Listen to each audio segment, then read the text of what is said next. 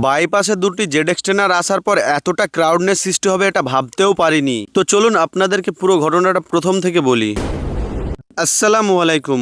তো আজকে হচ্ছে যে ঈদের দিন, তাই আমার তরফ থেকে আপনাদের সকলকে ঈদ মোবারক। তো সকাল সকাল আমরা ঈদের নামাজ পড়ে এসে খাওয়া দাওয়া করে বেরিয়ে পড়লাম ঘুরতে যাওয়ার জন্য, কারণ আজকে যেহেতু ঈদ, সকাল সকাল ঘুরতে না বেরোলে কোনো মজাই আসবে না, সেই জন্য। তো আজকে যেহেতু ঈদের দিন, সেই জন্য আমাদের গ্রামের ক্লাব থেকে ঈদ উপলক্ষে একটি ছোট্ট করে খেলার আয়োজন করেছে। আমরা ঘুরতে যাচ্ছিলাম, তখনই দেখতে পেলাম যে খেলা শুরু হয়ে গিয়েছে, সেই জন্য একবার ঢুকে দেখলাম যে কি খেলা হচ্ছে। আমাদের আসার আগে একটি খেলা হয়ে গিয়েছে, এখন বিস্কুট দৌড় খেলার জন্য রেডি করছে সবাইকে। তারপরে আমরা কিছুক্ষণ খেলা দেখে ওখান থেকে বেরিয়ে পড়লাম ঘুরতে যাওয়ার জন্য। তো আমার স্কুটিতে বেশি চার্জ ছিল না, কারণ কালকে সারা রাত ধরে বৃষ্টি হচ্ছে, সেই জন্য কারেন্টও ছিল না, তাই আমার গাড়িও চার্জ দিতে পারিনি। সেজন্য আমি আরেকটি অন্য তেলের বাইক নিয়ে বেরিয়ে পড়লাম ঘুরতে যাওয়ার জন্য।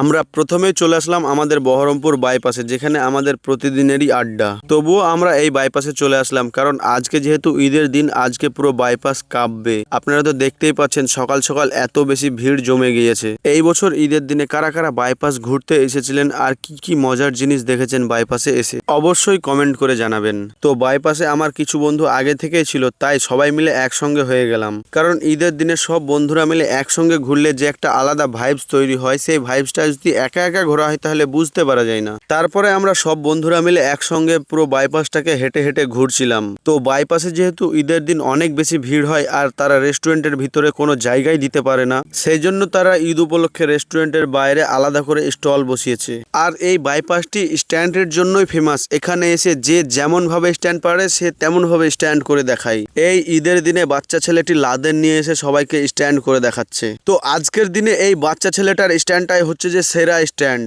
তো এখানে বাচ্চা ছেলেটা লাদেন নিয়ে স্ট্যান্ড করছিল, আর যেহেতু অনেক বেশি ভিড় জমে গিয়েছিল, সেই জন্য এখানে পুলিশ চলে এসেছে। তো পুলিশগুলো ছেলেটাকে কিছু বললো না, কারণ আজকে যেহেতু ঈদের দিন তাই। তো পুলিশগুলো ছেলেটাকে ভালো করে বলেই বাড়ি পাঠিয়ে দিল, কারণ এই ভিড়ের মধ্যে যদি কাউকে লেগে যায় তো বেশি ক্ষতি হয়ে যাবে, সেই জন্য। আর এখানে পাবলিকে রাকেশকে আর মিকাইলকে ঘিরে ধরেছে তার সঙ্গে ফটো তোলার জন্য, কারণ তারা দুজনেই যেহেতু ভাইরাল ছেলে, সেই জন্য। তারপরে আমরা সবাই মিলে এসে রেস্টুরেন্টের ভিতরে বসলাম, কারণ বাইরে এত বেশি ভিড়, তার মধ্যে আবার এদের সঙ্গে ছবি তোলার জন্য সবাই এসে আরো বেশি ঘিরে ধরছে, আর আমরা বাইরে কোনো মতেই দাঁড়াতে পারছি না, সেই জন্য। তারপরে আমরা এখানে কিছুক্ষণ বসে গল্প করলাম আর হালকা করে কোল্ড ড্রিঙ্কস খেয়ে নিলাম। তারপর আমরা বাইপাস থেকে বেরিয়ে যাচ্ছি, কারণ আমরা এখন যাব হালসানা পাড়া। তো আমরা রেস্টুরেন্টের ভিতর থেকে বেরিয়ে চলে আসলাম, তখনই দেখুন আমাদের পিছন পিছন কত ছেলে চলে আসছে রাকেশদের সঙ্গে ফটো তোলার জন্য। তো গাইজ, এটাই হচ্ছে যে সোশ্যাল মিডিয়ার পাওয়ার, যেখানেই যাবে সেখানেই পুরো ভিড় জমে যাবে। তো এখানে দেখুন রাকেশদের সঙ্গে ছবি তোলার জন্য কত ছেলেপিলে দাঁড়িয়ে আছে। তো আমরা সবাই মিলে বাইপাস থেকে বেরিয়ে পড়লাম, এখন সোজা হালসানা পাড়া যাব একটি বন্ধুদের বাড়ি।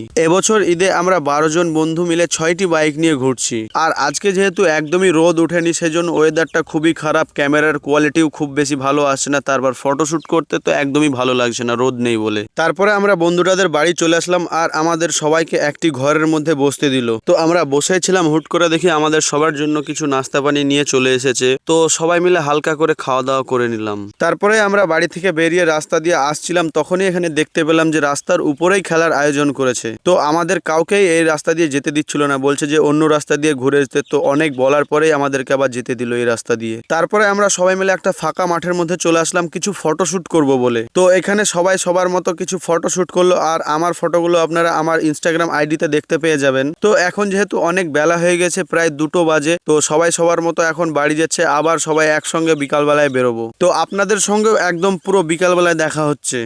A few moments later. তো গাইস, বিকালবেলায় আবারও আমরা চলে আসলাম বহরমপুর বাইপাসে। আর এখানে এসে এটা আমরা কি দেখলাম, টোটোতে করে বক্স নিয়ে এসে এখানে কয়েকটা ছেলেপেলে দেখে ডান্স করছে। তারই কিছুক্ষণ পরে বহরমপুর বাইপাসে রাইডাররা চলে আসলো, 3টি জেড এক্সটেনার নিয়ে 3টি রাইডার চলে আসলো। বাইকগুলো আসার পর এখানে সবাই মিলে বাইকারদেরকে পুরো ঘিরে ধরেছে। এত ভারী একটা বাইক কয়েকজনের পায়ের উপর দিয়ে চলে যাচ্ছে, তবুও তারা সরছে না, বাইকারদেরকে ঘিরে ধরে দাঁড়িয়ে আছে। তো আমার তো আসতে একদমই ইচ্ছা করছিল না এত ভিড়ের মধ্যে, শুধু আপনাদেরকে দেখানোর জন্য আমি চলে আসলাম এই ভিড়ের মধ্যে। বিকালবেলায় আসার পরেও এখানে দেখি রাকেশকে সবাই মিলে ঘিরে ফটো তুলছে। তো গাইজ, আজকের ঈদের ভিডিওটি এই পর্যন্তই। কেমন হয়েছে আপনারা সবাই অবশ্যই কমেন্ট করে জানাবেন। তো দেখা হচ্ছে আবার নেক্সট কোনো একটি ভিডিওতে।